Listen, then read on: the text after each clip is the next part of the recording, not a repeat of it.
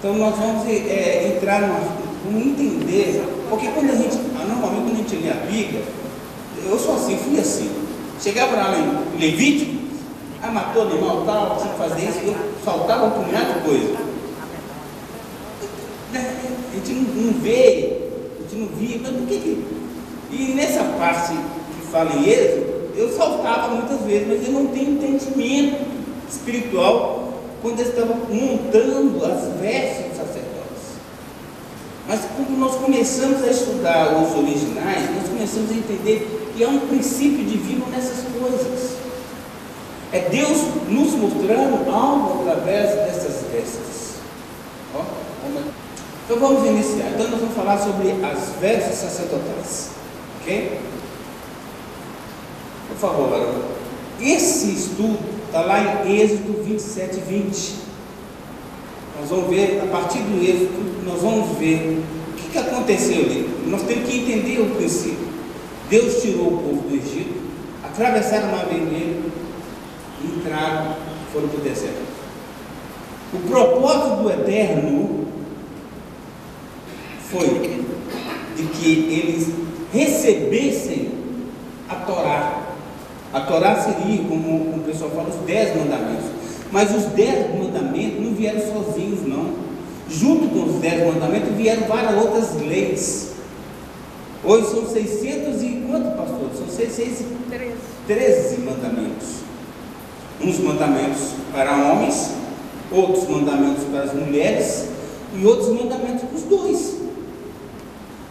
Yeshua, ele veio e cumpriu toda essa lei, esses mandamentos, a não ser aqueles que se referem às mulheres, que havia mandamentos direcionados para as mulheres.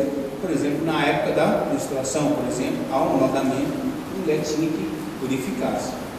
Esse, logicamente, como Yeshua era homem, não cumpriu. Ele era homem, ele veio como homem, então não cumpriu.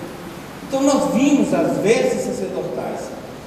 As vestes era essa aí, ok? Essas são as vestes sacerdotais. E o Eterno mandou colocar cada peça com um propósito específico. Cada peça tem o que nós chamamos de zikaron em hebraico. Simbolismo.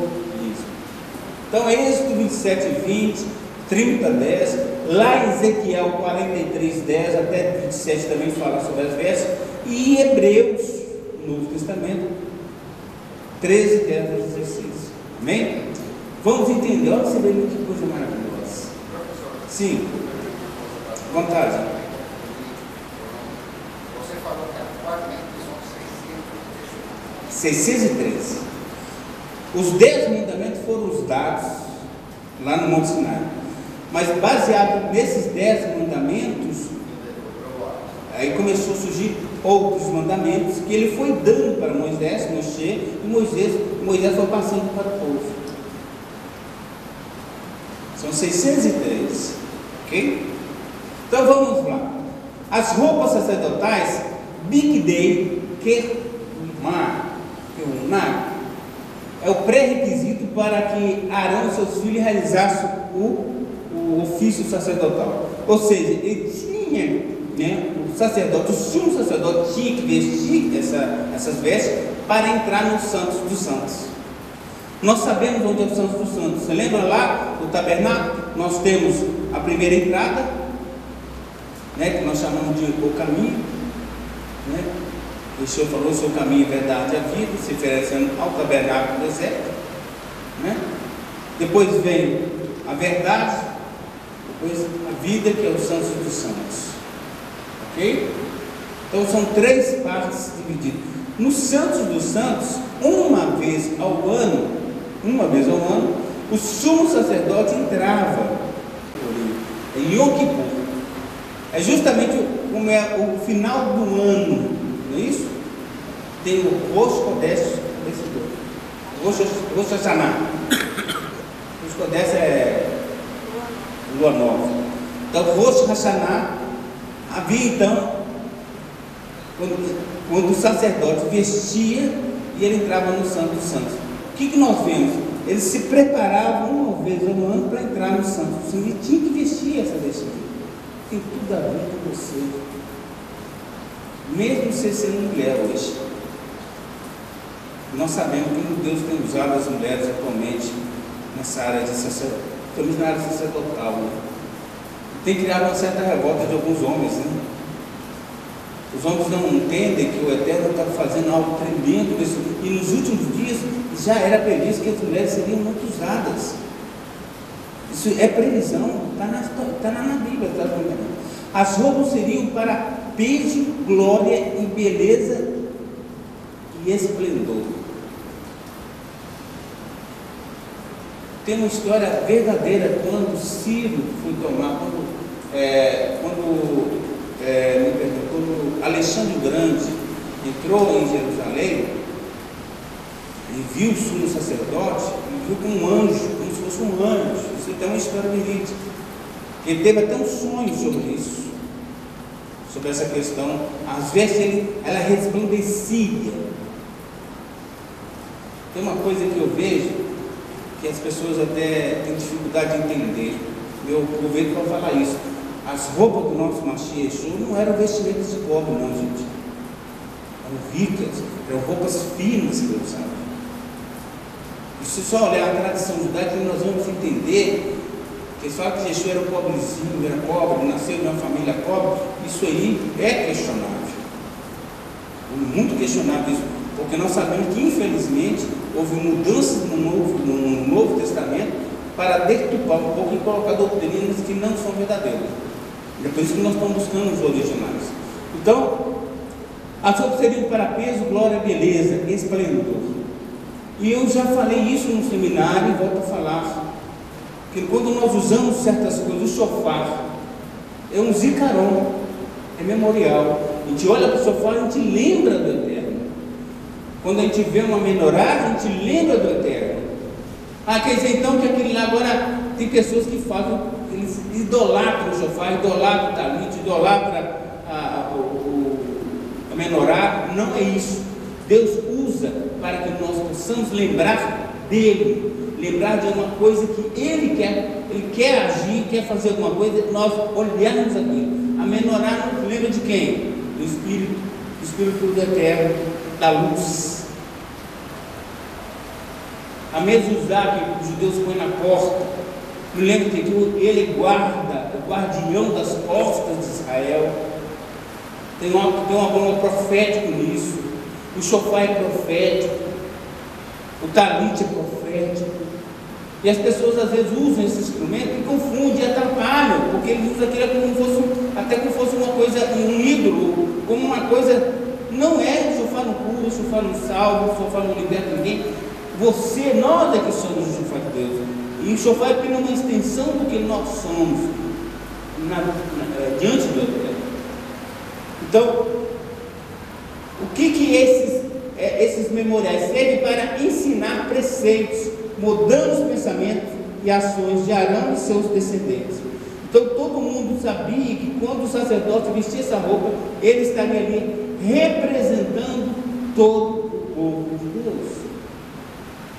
Ele entrava no Santo dos Santos para representar o povo de Deus, nos representar.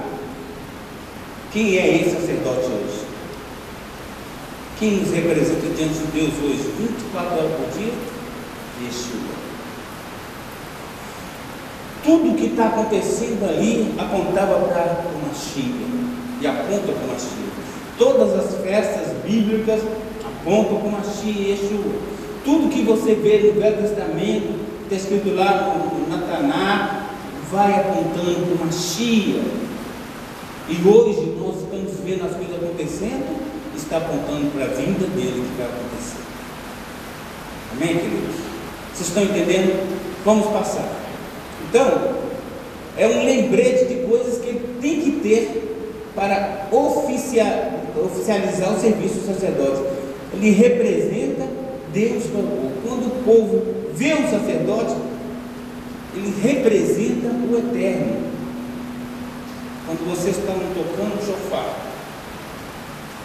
diante do povo, vocês representam a voz do Eterno naquele lugar.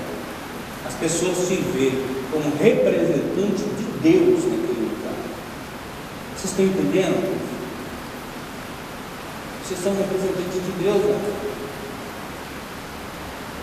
Quando você abre a sua boca, você está falando com o voto do Eterno. Nós somos representantes de Deus aqui na terra.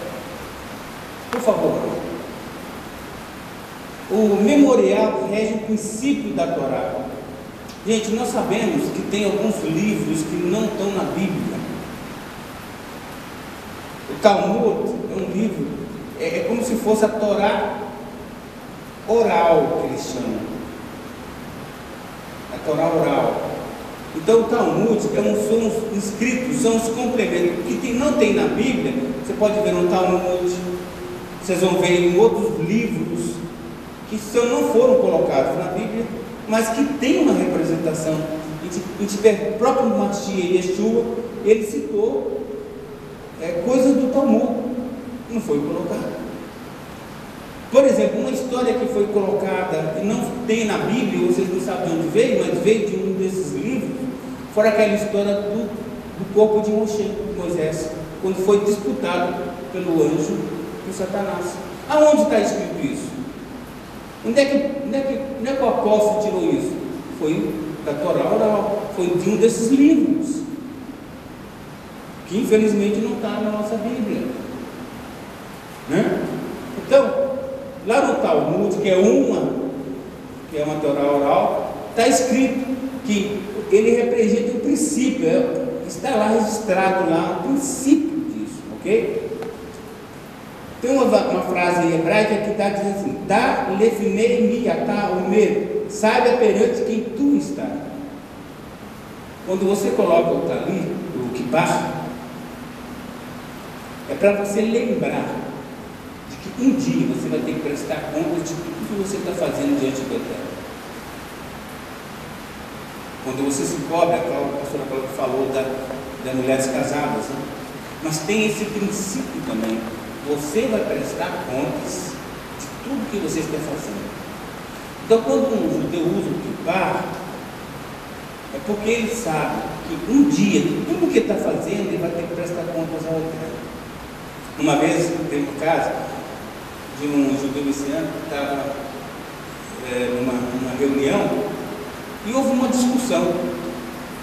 E ele tomou partido nessa discussão. E antes de ele brigar com a pessoa, o que ele fez? Ele tirou o kippah, guardou e foi brigar com o cara.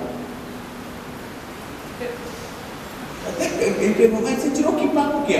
A pastor estava ia discutir com a pessoa, eu tive que tirar o kippah, não é bom. Isso é o princípio dele, mas tal o temor dele, talvez, de fazer alguma coisa errada com o kippah. Do mesmo jeito. Com o kippah, sem kippah, vai ter que prestar conta do mesmo jeito, né? Talvez a forma de respeito, né? Não sei. Kippah é um memorial. Talit é um memorial. Tudo que eu faço um dia prestarei contas ao Eterno. Tudo. Nós estamos aqui hoje. Isso tudo está sendo gravado. As palavras que eu estou falando com você, tenho certeza que 10% delas talvez entre no seu coração. Vocês vão prestar conta do Eterno de todas elas. É por isso que nós temos, graças ao Eterno, o Senhor nos deixou algo chamado Espírito do Eterno aqui nessa terra. O Espírito de Deus nos faz lembrar de coisas que nós esquecemos. Nós esquecemos facilmente do Espírito. Faça a boa, filho. Pode passar. Ali nós temos ali uma setinha, está vendo? Que é o turbante, né? O que representa? Nós chamamos de mitra. Então, quando o sacerdote ele colocava o turbante, ele tinha que pensar em alguma coisa, só para lembrar. Isso faz parte da tradição. Dizem que 24 horas antes do sacerdote entrar no Santo dos Santos, ele ficava 24 horas lendo a Bíblia sem parar, para que não houvesse nenhum pensamento fora do padrão do Eterno. Ele ficava lendo a Torá o tempo todo, para que na mente dele só houvesse a palavra de Deus. Era a responsabilidade. Então a mitra, quando ele colocava a mitra, ele sabia, tinha essa noção, sacerdote, que ele estava ali. Simboliza o perdão pelo pecado da altivez. Então, toda vez que ele usava aquele turbante, tinha esse simbolismo de perdão. Por quê? Nossa mente. Quantos pensamentos ruins alguém nós temos na nossa mente? Então, o turbante simbolizava quando colocou uma cobertura. É por isso que no judaísmo eles usam cobertura. O interessante é que a religião já é o contrário, né? Quando você entra num lugar, você tem que tirar o chapéu. Mas na Bíblia é diferente. Quando você entra dentro de Deus, você tem que estar com a cabeça coberta. Interessante isso. Nós temos ali a mitra, a lâmina da mitra. Lá nessa lâmina está escrito santidade ao Senhor em hebraico. O que simboliza? Perdão pela arrogância.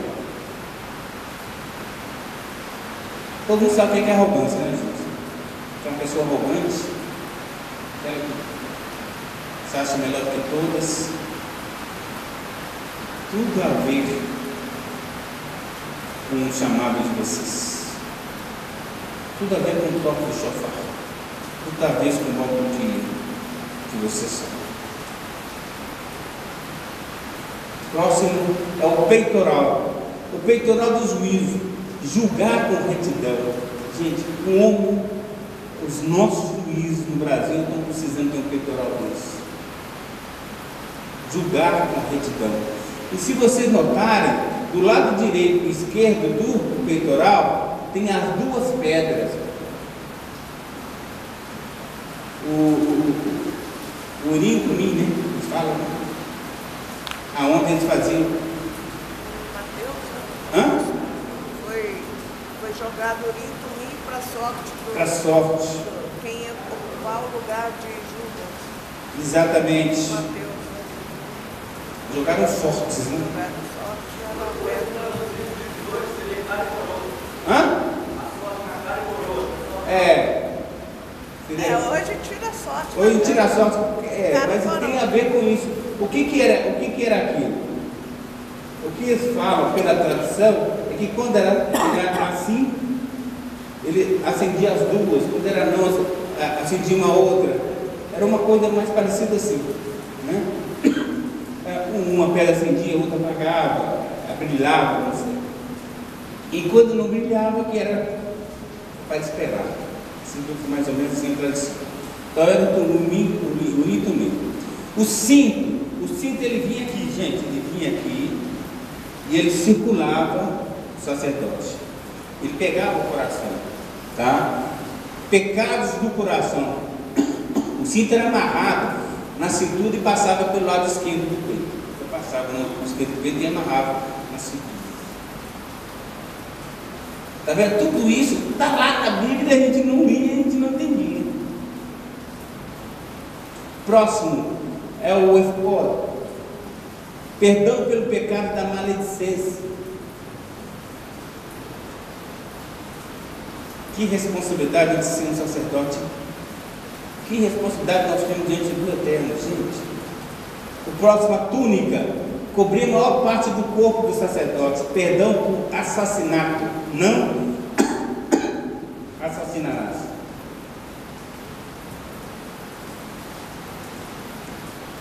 Aquele termo que o pessoal fala, não matarás, no original não é não matarás, é não assassinarás.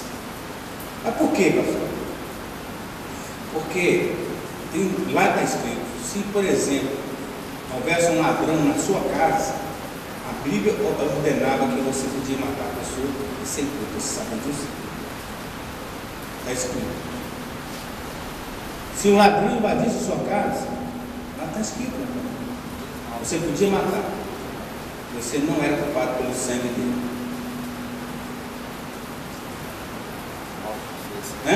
Autodefesa. Autodefesa. Que é hoje uma lei, inclusive. Então havia, se você ler Levítico, você vai ver leis lá referente a esse tipo de coisas. Então, infelizmente, ali mudaram, não assassinarás. Assassinato é quando você premedita uma morte de alguém sem causa. Sem causa. Inclusive, havia uma cidade que era separada, que era chamada cidade onde a pessoa que matava por engano ou com algum descuido, ele se escondia na cidade, porque senão como eu falo, o julgador, né, uma pessoa da família podia ir atrás e matar a pessoa. A cidade de refúgio. Havia certas situações em que a pessoa podia se esconder lá, até que o sacerdote morresse. Aí o sumo sacerdote, ele podia ser livre, podia voltar ao normal e ninguém podia tocar nele. Então havia essas leis, tem sentido hoje, a gente tem que trazer isso para agora. Nós não podemos também ser bobos e falar, deixar de voltar. Sinceramente, estava acontecendo isso no Brasil. O ladrão estava tendo mais autoridade do que nós, podia matar, podia roubar, prendia, soltava, estava desse jeito, estava uma cadeira no Brasil, infelizmente. Então vamos passar para frente. Os calções, perdão pelos pecados sexuais. O calção, ele vinha da cintura para baixo. Tudo tem um simbolismo, tudo Deus tem um propósito, viu? Aqui nós vamos ver a parte das vestes. Tinha duas pedras que ficavam no ombro do sacerdote, e nessas pedras havia o nome de todas as tribos de Israel, que simbolizava a pedra da memória. Um momentinho só, viu, Felipe? Está avançando muito. Calma, eu vou tentar ser rápido. Está lá em Êxodo 28:9, a pedra de ônix. Havia duas pedras de ônix, que era memorial. E havia o peitoral, que nós chamamos de Roshei Mispah.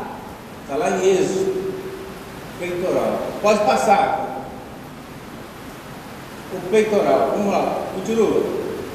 Aí nós temos as duas pedras, de novo, pedra da memória, eram duas pedras de ônix.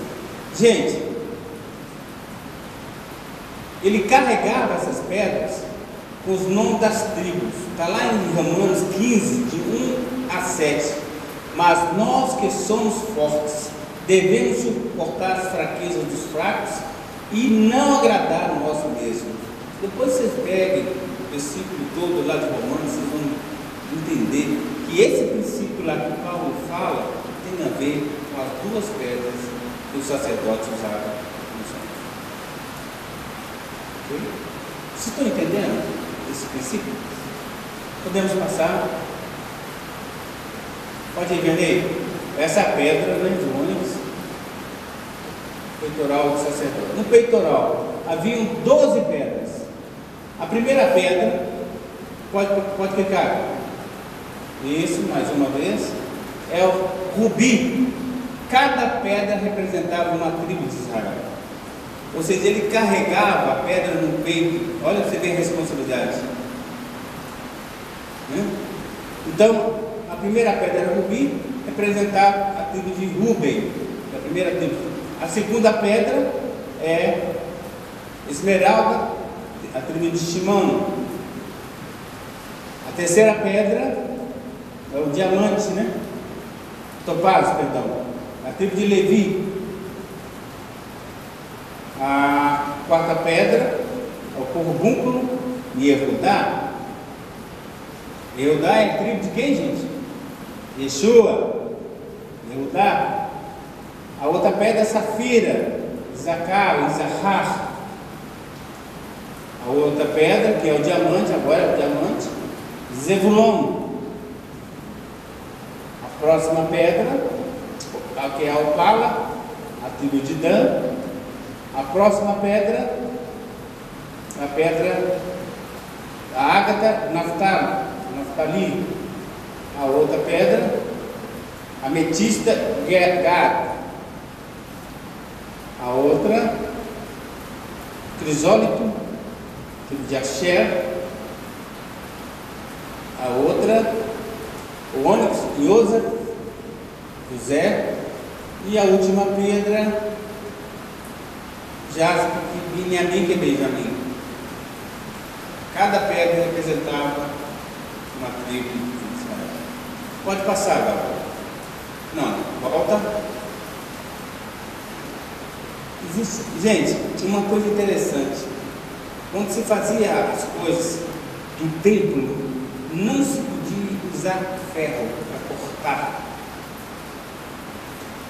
Porque esse ferro, poderia espada, faca, Deus não permitiu. Então, como é que eles construíram então? Como é que eles partiam as pedras? Como é que eles construíam as coisas no templo?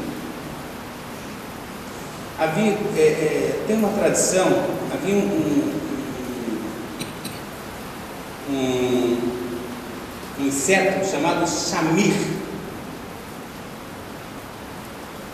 Esse diz a tradição que Deus criou esse inseto justamente para construir o tabernáculo. Depois do tempo de Salomão, esse inseto não existe mais, não encontrou mais esse inseto. E esse inseto tinha algo nele que ele passava nas pedras e ele cortava a pedra perfeitamente. Então eles usavam esse pequeno inseto para escrever os nomes das tribos, cortar a pedra do tamanho correto, exatamente sobre esse. Alguns falam que é animal, outros falam que era um tecido, uma coisa, uma peça, mas eu creio que realmente o que os judeus queriam que seja um pequeno inseto que tinha escondido. Okay?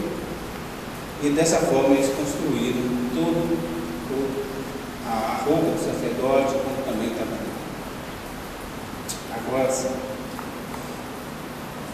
Então, Zícaro, simbolismo. Infelizmente nós esquecemos das coisas. Nós precisamos usar um elemento, às vezes Deus usa um elemento para que nós não esqueçamos de cumprir os mandamentos, lembrar dele. Mesmo que vós esqueçais de mim, eu vou esquecer de você.